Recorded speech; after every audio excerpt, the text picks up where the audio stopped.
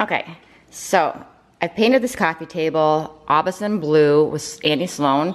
Love this color. It's just absolutely gorgeous, but it needs a little pop.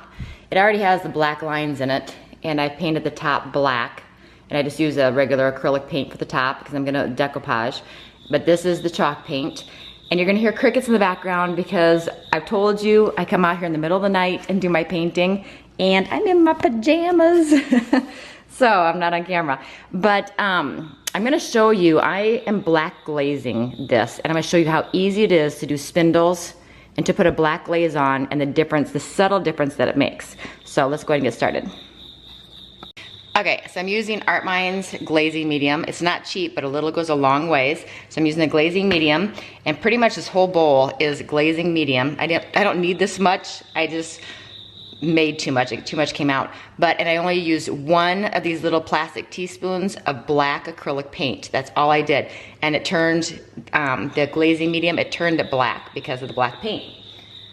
So it takes very little paint. I probably could have gone a lot less paint. But I'm using a sponge brush, and it's scary at first, but it's actually really easy. So I'm gonna start with the leg, and you can see it's just a beautiful blue right now.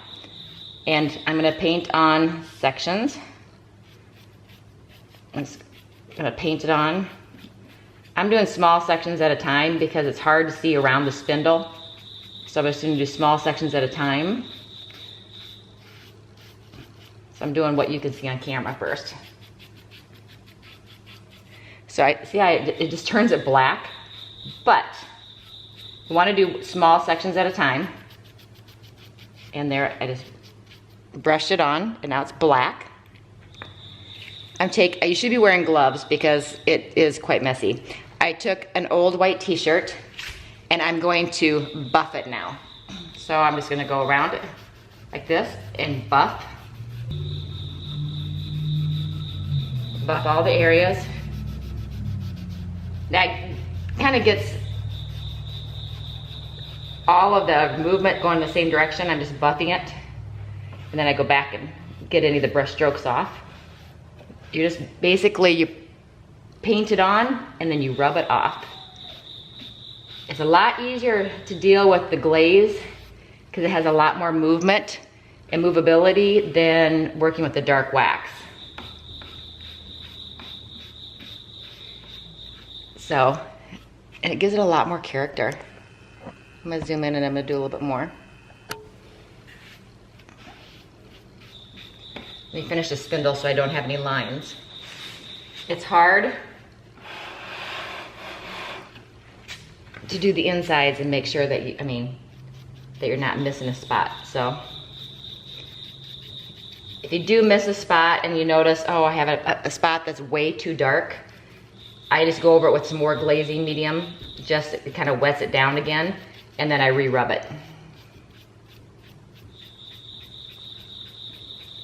Okay, making sure I get in all the grooves. Okay, and now I'm going to try to find a clean spot and buff it.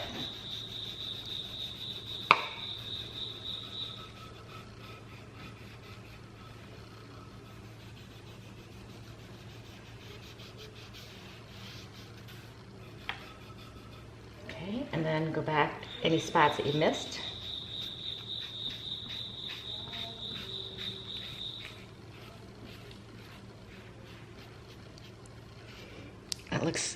You can see this leg, how bright blue it is, and that leg, it really gives it a lot more character. And anyone who says you don't have to prep a chalk paint, you do have to prep a chalk paint. I'm actually getting some of the paint is rubbing off now that I'm putting the glaze on. I'm getting some spots that the paint is rubbing off, so I will probably distress a little bit to hide that. But I lightly sanded this piece and I cleaned it with Crud Cutter, and I still have spots where the chalk paint didn't stick, and it's Andy Sloan Aubusson blue. Okay, you want to just make sure you get every spot that has an obvious brush stroke so that it just looks like a smooth, consistent color.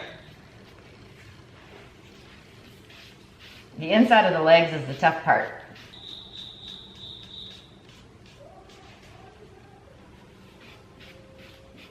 Okay, I'm I'm gonna do the inside of my leg.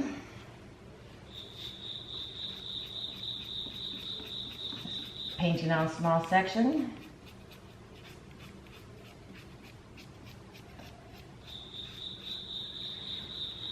At a time, and then rubbing it off.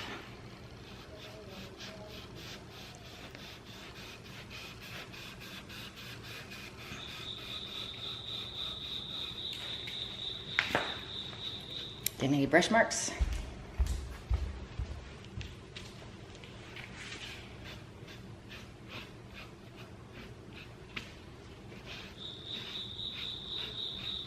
Okay, one little section over here. You can tell where you've done it and where you haven't done it. So I just keep going around the leg. You can do the whole leg if you want to, but the thing is that you don't want it to accidentally dry if you miss a spot, so you don't want it sitting on there for too long. So I pretty much wipe it off immediately.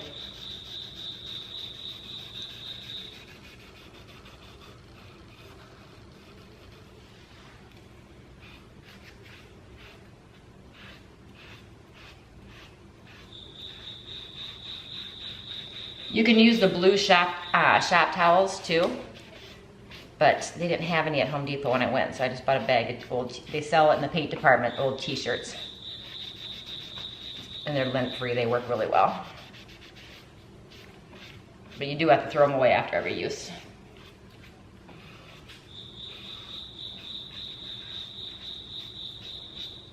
Okay, you can see how that turned out.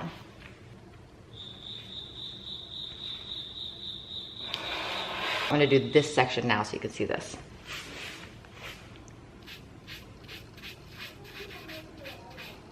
Rub it into all the cracks and crevices. Being very generous with the amount I'm using. I did not clear wax before I did this. I don't know if some people do or don't, but I'm experimenting. This is the first time I've used glaze, so I'm letting you see someone who's a newbie at using glaze, just how it works and any problems that I might come across. The only problem I've come across so far is I did my first spindle, I did the whole spindle at once and didn't realize on the back side back here that I didn't rub all of it off and I was left with a line. So I just went back over it with some more glaze, kind of wet it down with the glaze and re-rubbed it and my lines kind of disappeared.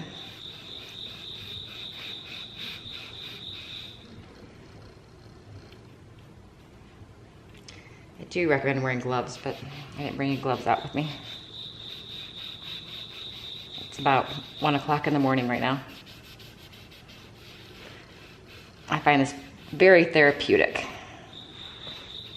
So if I can't sleep, I come out and paint.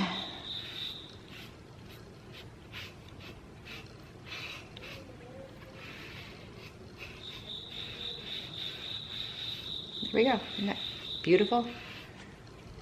You can tell. Look at the nice sheen on this, and this hasn't been done yet. That's at the glaze, this doesn't. So it makes a big difference. Okay, I want to show you this. When people say there's no prepping needed with chalk paint, you just paint and go, that is not accurate. This table is a wood table. It had a shiny gloss on it, so a normal shiny gloss, not like a high gloss cherry wood or anything. But I did knock it down with 120 grit sandpaper.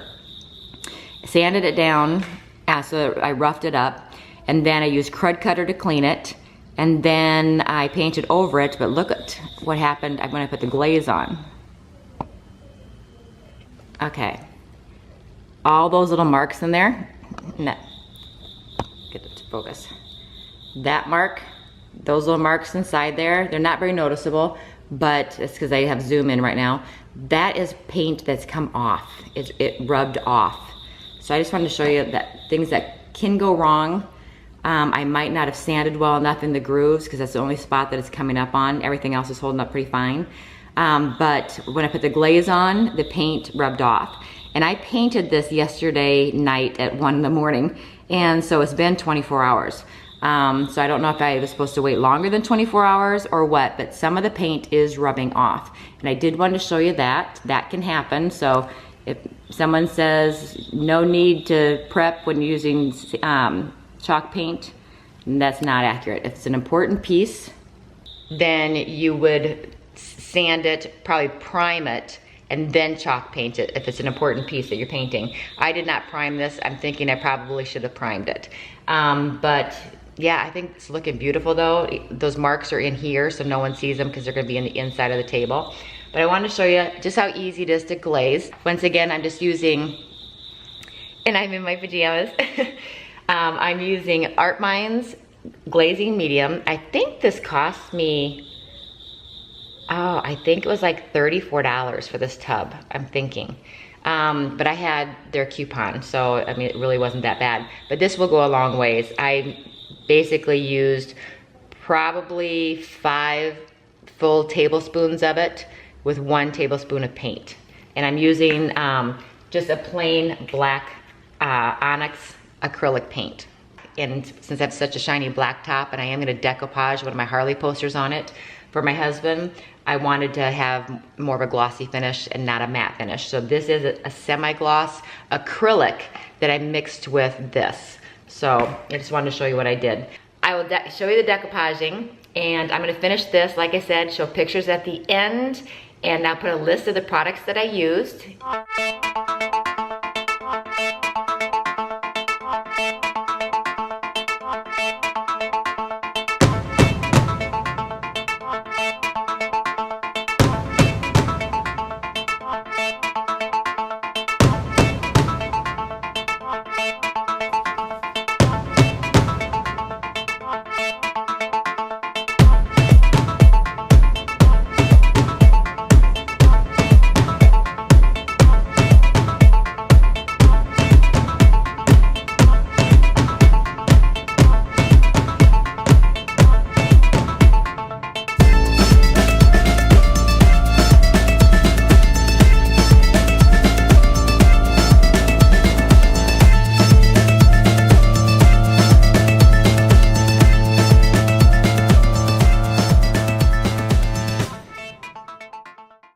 And this is Amy in my pajamas out in my garage at 1 in the morning painting furniture, and Amy with Fashion Toppings. Until next time, you have a great day. Bye-bye. Wear gloves.